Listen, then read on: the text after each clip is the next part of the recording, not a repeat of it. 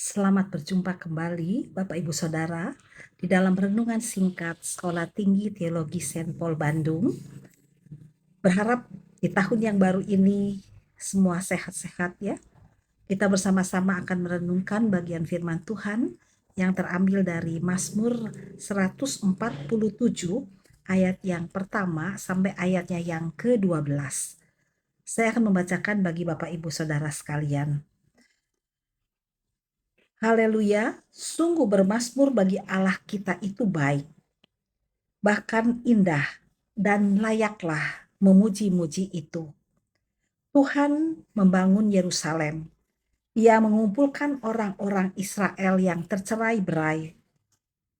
Ia menyembuhkan orang-orang yang patah hati dan membalut luka-luka mereka.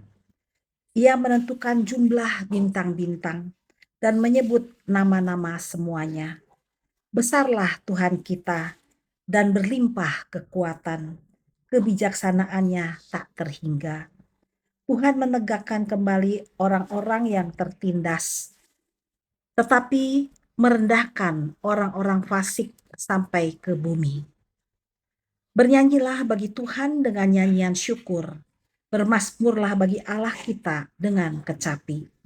Dia yang menutupi langit dengan awan-awan, yang menyediakan hujan bagi bumi, yang membuat gunung-gunung menumbuhkan rumput. Dia yang memberi makanan kepada hewan, kepada anak-anak burung gagak, yang memanggil-manggil. Ia tidak suka kepada kegagahan kuda. Ia tidak senang kepada kaki laki-laki. Tuhan senang kepada orang-orang yang takut akan Dia, kepada orang-orang yang berharap akan kasih setianya. Megahkanlah Tuhan, hai Yerusalem. Pujilah Allahmu, hai Sion. Bapak Ibu Saudara yang kekasih dalam Tuhan, saya mengambil tema dari renungan kita pada hari ini, yaitu Allah yang menyembuhkan dan memulihkan. Bapak Ibu Saudara sekalian, memasuki tahun yang baru, kadang-kadang kita masih memasuki dengan apa? Dengan hati yang lama, ya, yang tertinggal di tahun yang lama, ya. Kalau kita lihat bahwa setiap awal tahun sebetulnya seharusnya itu membawa apa? Harapan yang baru, ya. Kalender berganti, angka berubah, ya. Tapi seringkali hati kita itu tidak menjadi baru, ya, tidak otomatis menjadi baru, ya. Kenapa? Kita masuk ke tahun yang baru dengan luka yang lama, dengan kelelahan yang mungkin belum pulih, ya, dengan kegagalan yang masih kita ingat, dan dengan ketakutan yang belum sepenuhnya hilang. Dalam Mazmur 147 ditulis untuk orang-orang yang seperti ini, yaitu apa? Umat yang pulang dari pembuangan, yang secara lahiriah memang sudah kembali ke Yerusalem, tetapi sebetulnya batinnya itu masih mengalami kehancuran. Nah, di sini kita lihat di dalam ayat yang kedua, kita melihat bahwa Allah itu adalah Allah yang membangun kembali. Pemazmur berkata di situ, ya, di sini dikatakan Tuhan membangun Yerusalem. Ia mengumpulkan orang-orang Israel yang tercerai-berai. Yerusalem saat itu bukan kota yang megah. Itu adalah merupakan kota reruntuhan. Tembok yang runtuh, rumah yang hancur, ya. Kenangan pahit masih melekat di dalam hati orang-orang pada waktu itu. Tetapi Allah tidak menunggu semuanya sempurna untuk mulai bekerja. Dia membangun dari puing-puing, ya. Di sini kita lihat bahwa tahun yang baru tidak selalu dimulai dari kondisi yang ideal, ya, yang kita pikirkan. Mungkin hidup kita terasa sama seperti apa? Yerusalem yang runtuh itu, ya. Mungkin kita mengalami rencana yang gagal, relasi yang retak, dan kemudian mungkin iman kita yang melemah. Nah, pemazmur ini menegaskan kepada kita bahwa Allah itu adalah Allah yang ahli membangun dari reruntuhan, bukan hanya dari keberhasilan, ya. Dan kemudian dalam ayat selanjutnya kita lihat bahwa Allah itu adalah Allah yang menyembuhkan yang patah hati, ya. Dalam ayat 3 tadi kita baca. Jadi Allah yang sangat lembut, ya. Dia menyembuhkan orang-orang yang patah hati dan membalut luka-luka mereka, ya. Jadi di sini kita lihat ya bahwa Allah tidak hanya membangun kota, ya, tapi dia juga apa? Menyentuh hati, ya, menyentuh hati manusia. Patah hati itu tidak selalu terlihat. Banyak orang yang kelihatannya kuat, ya. Wah, dia itu rajin, aktif, ya, dan sibuk, ya. Tapi sebetulnya dia itu menyimpan apa? Luka yang tidak pernah sempat mungkin diratapi, ya, tapi ada luka. Nah, Allah dalam Mazmur ini bukanlah Allah yang berkata, "Oh, oke lah, kamu harus cepat move on," gitu kan ya kalau kita misalnya mengalami masalah. Tapi di sini kita lihat Allah itu adalah Allah yang membalut luka.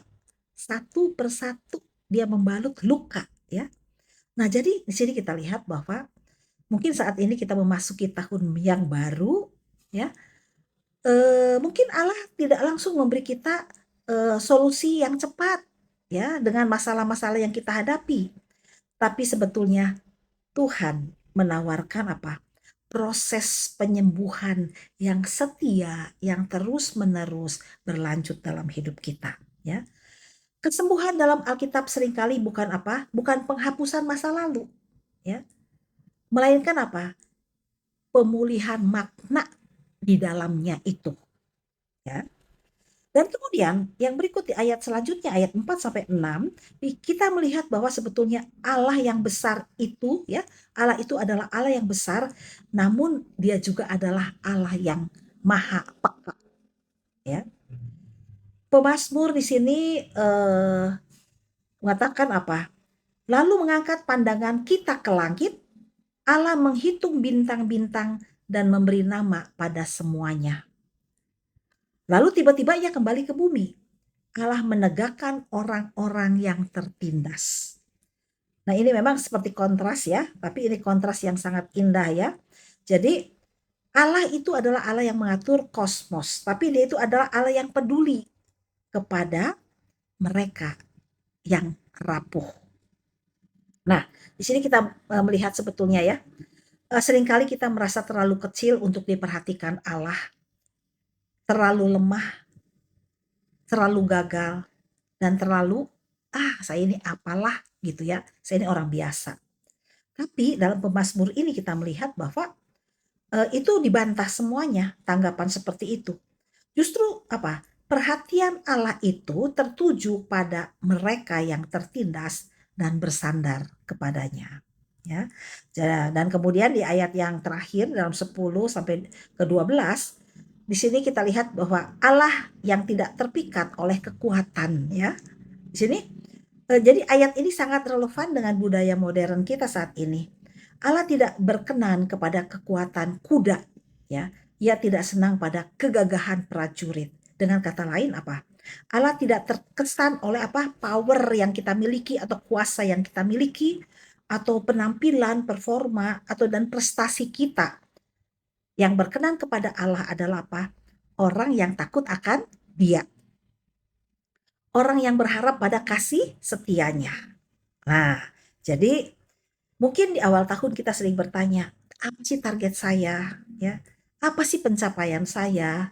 Apa sih yang harus saya buktikan di dalam tahun yang baru di tahun 2026 ini?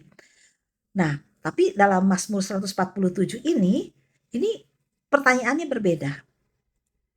Apakah aku masih berharap kepada kekuatanku atau kepada kasih setia Allah? Ya.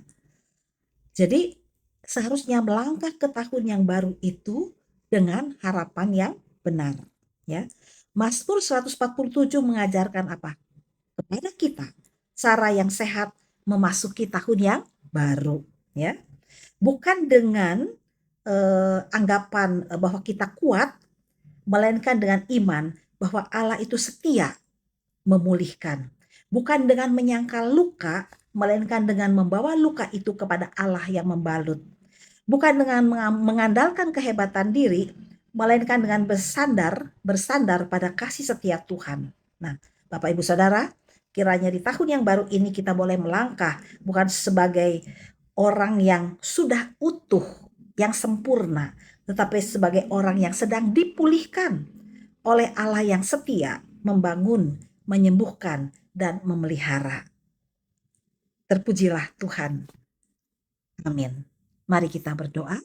Tuhan, kami bersyukur kami mempunyai Allah yang luar biasa, yang senantiasa setia bersama dengan kami, dan bersedia juga memulihkan kondisi kami, yang mungkin kami memiliki banyak luka kepahitan dalam hidup kami.